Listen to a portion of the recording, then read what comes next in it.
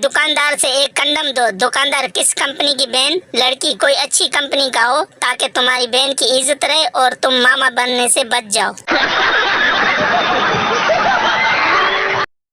14 बच्चों की मां ने अपने बच्चों के हकूक के असूल के लिए अपने शोहर के खिलाफ अदालत में मुकदमा दायर कर दिया। जज ने पूछा, आपको कब छोड़ा? औरत ने जवाब दिया, 13 साल पहले। जज, अगर तेरा शोहर 13 साल पहले तुझे छोड़कर चला गया तो इतने बच्चे कहाँ से आए? औरत ने जवाब दिया कि मेरा शोहर दरमियान में आकर माफी मांगता था।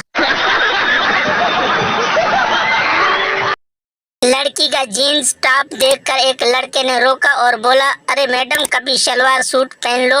लड़की बहुत तेज थी, कहने लगी, क्या करूं भाई, आपकी भाभी को नाड़ा खोलना नहीं आता।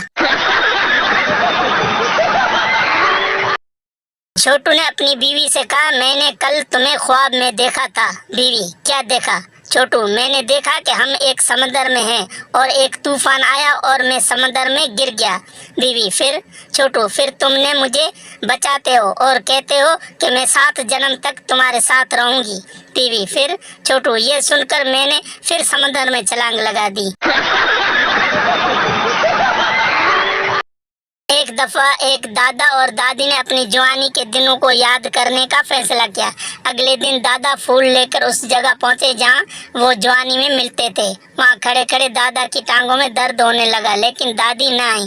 घर जाने के बाद दादा ने गुस्से से पूछा, तुम क्यों नहीं आई? दादी शर्मा रही है, माँ ने मुझे आने नहीं दिया। एक गैर शादीशुदा लड़की के यहाँ बच्चा पैदा हुआ। पप्पू, ये कैसे हुआ? लड़की, कभी कभी रात को ब्लूटूथ ऑफ करना भूल जाती थी।